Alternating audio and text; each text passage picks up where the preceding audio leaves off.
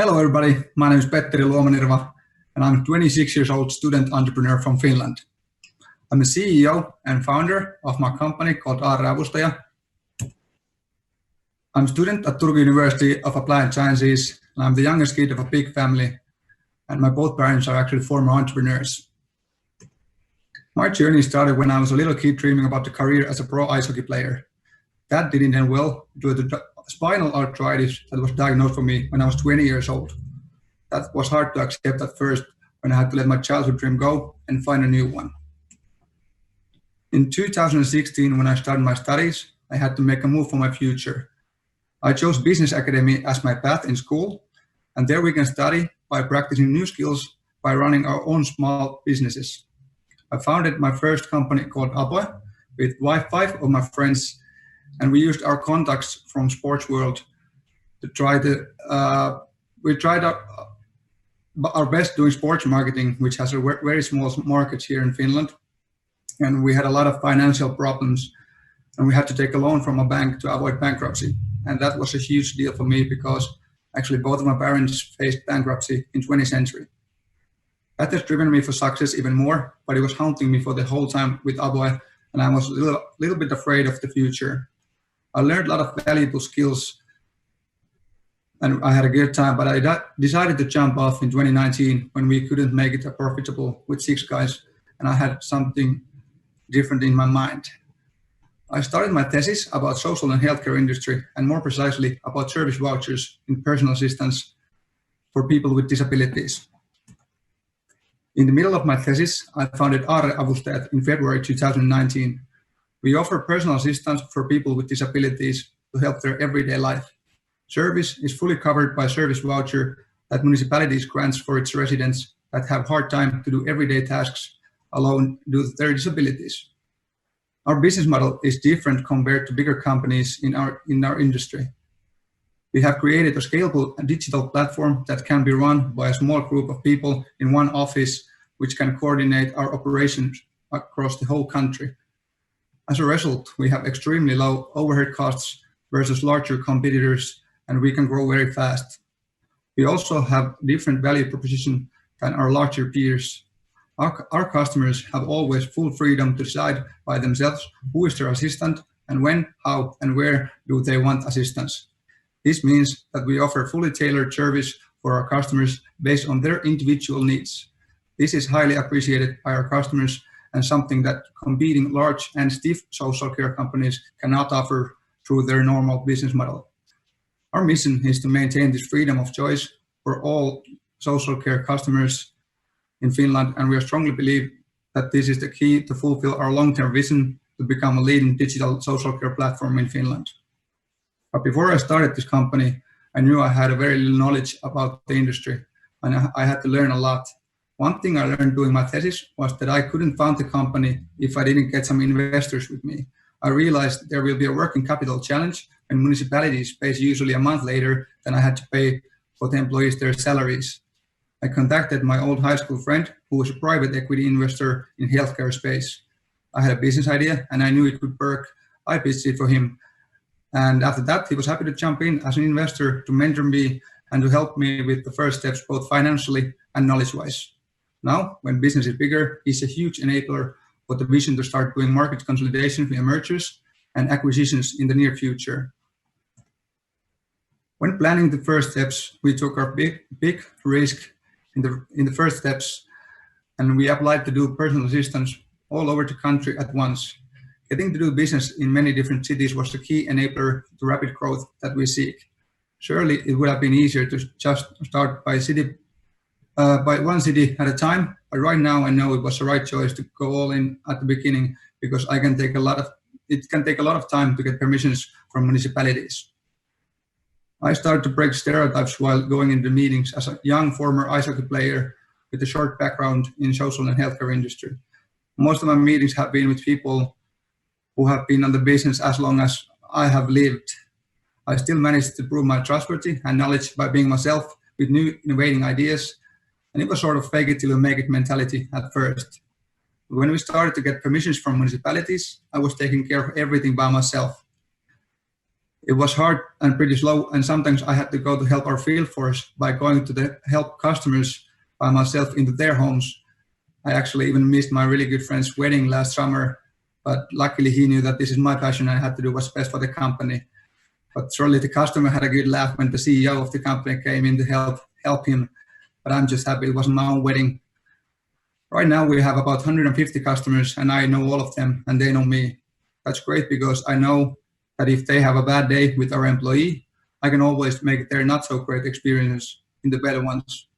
However, this kind of knowledge and responsibility is something that at some point I need to hand over to one of my service managers when the company continues to grow and I just cannot manage the customer relationship as I did when I started the company. I've actually already started this handover and knowledge sharing process with one very potential service manager in my team. And speaking of my team, I have been very lucky to find great people next to me early on and have hired different types of social care specialists to support and fill industry-specific knowledge gap that I, of course, had when I founded Arjavustat. Now, when I have a physiotherapist, former social care coordinator from public sector, and practical nurse next to me, it is much easier to manage day-to-day work in proper manner. I must say that I'm very pleased with my team. But I've always wanted to bring my own character into the business because it is different than what people are used to. No matter if I'm talking with employees, customers, or authorities, I'm always smiley and try to sell myself as something new and different. Then I just need to prove them that it's good to do something differently than everybody else. I do it by just doing everything as well as possible. But doing everything by myself at first was not the only problem we had in the first months. After a few months, one big issue came along when bigger competitors started to realize the newcomer in the markets, and they wasn't really happy about it. They put their lawyers to investigate our company and to distract me from the daily work. I had to put a lot of hours in to get past the situation, but that's never been a problem for me. I asked a little bit help from people around me because I had a zero experience on legal cases. After a few stressful weeks, I managed to get past the situation and I got to focus 100% into the day-to-day work again.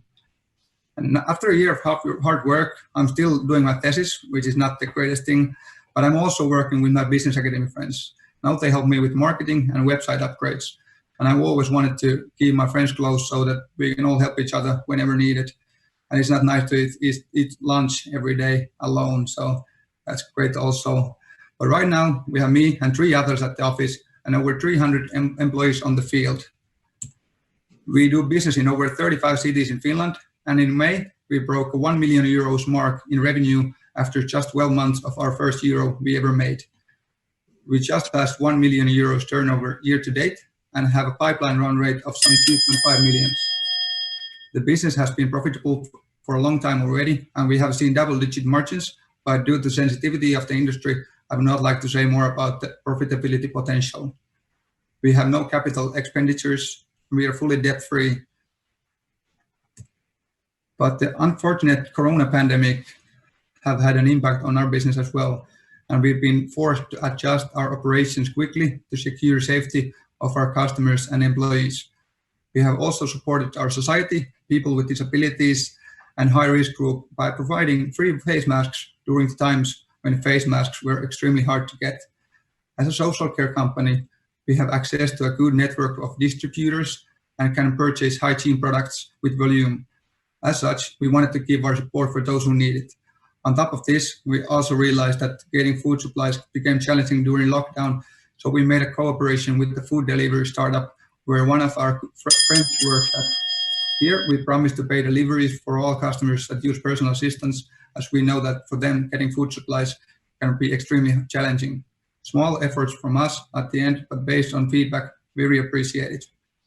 And this was my story, or the beginning of my story. I hope there's a lot more stories to come, and hope you enjoyed. Thank you for your time. Petteri, great job. I'm always impressed that many of the GSEA studentpreneurs have over $1 million US or €1 million in revenue and sales. It's just really impressive. Petteri, if you can unshare your screen, allows us to go gallery view with all of the judges. That would be great. Thank you. And we'll do 10 minutes of Q&A starting now. Who wants to lead us off? David Preston. Great job on the presentation. Congratulations on getting to this point. You mentioned that you went national right out of the gate with your strategy. I'm curious about the challenges that part of that. I'm sure staffing a national operation right out of the gate was challenging. Could you talk through some of the challenges that you had and how you overcame them? Oh yeah, thanks for the question. The biggest challenge at first was the working with municipalities. Actually, it was so long time to get the permissions, and we actually got lucky because our first permission came from the neighbor city where I live at, and we got easy start over there. My friend started to as an assistant for the customer, and it was great start for us. But suddenly when we got customers from like miles away, like hundreds of miles away, it was really hard because we had to learn how to recruit with the distance. And I traveled a lot across to Finland into meetings, and it was hard because usually I was working as a cashier before this, so before a whole entrepreneur career. So it was hard to travel and doing work at the same time because I was alone in the office. And I think that was the biggest challenge. But suddenly when we get our first office employee, it came much easier. Rich Waller. Petteri, thank you. Great presentation. My question is this: when you scale from a few employees to 300 employees, that is rapid and very interesting. Can you tell us a little bit about your leadership style and how you've supported those employees? Yeah, sure. I try to be a leader who shows the way, and with my team on the office, I have given everybody a lot of responsibility, and they have their own team on the field. So everybody has their own team, and if there's any problems, I go there to help them. And I also have my own little team on the field as well. But most of us in the office, everybody else than me has like 75 to 100 own employees on the field. So that's easier to manage like that. But in the office, I like to be a leader who gives them a lot of responsibilities and trusts them. So after a few weeks, when they came in to help here in the office, I start to trust them, and they know that, and they like that a lot. So we had a good time here, and they trust me as well. Jason from Hong Kong. Hi, Petteri. I'm a big hockey fan too, and I'm sure you know who Wayne Gretzky is. Yeah, I know that. One of the things that that Gretzky says is he doesn't go to where the puck is. He goes where he thinks the puck is going to be. So in your business, which you said it's a digital social care provider, where do you think the business trend is going to be in your particular business? At the moment, there's three different style of personal assistance, and this voucher is fairly new in Finland. It's been only for like 5 years here. So people are start using more vouchers all the time, and more cities are getting the service vouchers in their service possibilities. So when I hear somewhere that, okay, this city is taking service voucher for them, I immediately go get the permission to work there. And that's like in small steps. But we also have been looking to like Sweden, because there is also service voucher going on, and the markets are double bigger than it is here in Finland. So that's one possibility as well. Dave Loney from Arizona. Again, great presentation, and kudos on what you've been able to accomplish so far. So with a bigger business, with the number of employees that you have, how do you balance your school and your work life? Yeah, that's a great question. Actually, Business Academy is really easy the way to study and do business in the same time, because I can actually get some points from my business as well, and at the moment, the only thing I have left is my thesis. So it's not much, but I was actually doing it for 3 months this year, but then the COVID hit us. So I had to put that aside for a minute. And I asked my teachers, is that okay? And thank you, Kari. Kari's watching, I know that. And he let me put the thesis aside for a few months. Thank you. From you, Nepal. Yes. Hi, Peter. Great presentation. But the business shows that you've scaled very fast in a very short time. And over the course of that growth, you must have made a lot of mistakes. What key decisions would you go back to change at this stage if you had the chance? And are there systems in place that you've put in going forward so that you don't repeat such things again in the future? Good question. I think one thing I would change was my own mindset at the beginning. I thought I could do anything when waiting for the municipalities to grant our permissions. But after a few months, I started to call everybody and I started to hassle everywhere. And then I got the permissions much faster. So I wouldn't wait at all. When I waited, I did our websites and I planned our marketing and I planned everything. But it took like 3 to 5 months each municipality to grant our permission. So I would just start calling more and more.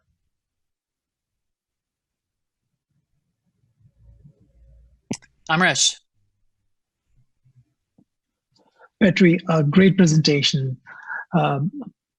Quick question. So what were your top learnings from the first venture that you walked away from? And which of those helped you most when you started off next? If I understood right, you asked from my time with Aboy, the previous with Aboy, company. what were your top learnings from there? And which of those helped you most when you started your second venture? Yeah, I learned a lot about marketing because we did sports marketing. So it is a lot different than we need here. But Google advertisement, Facebook ads, everything. I learned a lot about that. And I also learned about event marketing. So there's a lot of events here in Finland and we can go there and start marketing ourselves over there. But I think the biggest thing I learned was the entrepreneurial mindset. I need to be focused all the time. I need to get ready for the next challenge. And there's always gonna be the next challenge. That was the big lesson we learned there.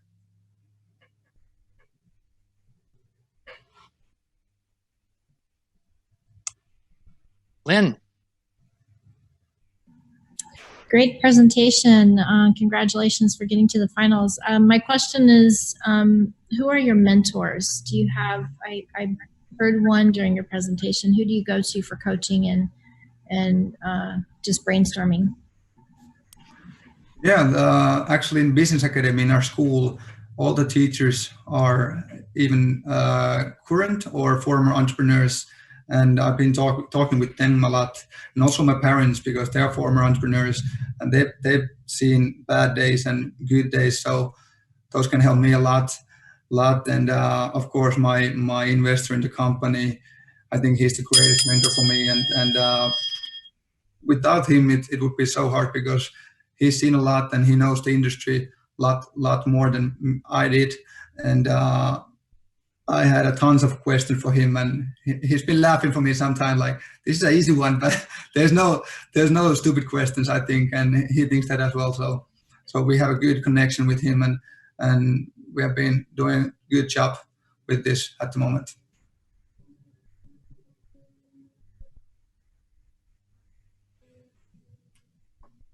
Any last short questions?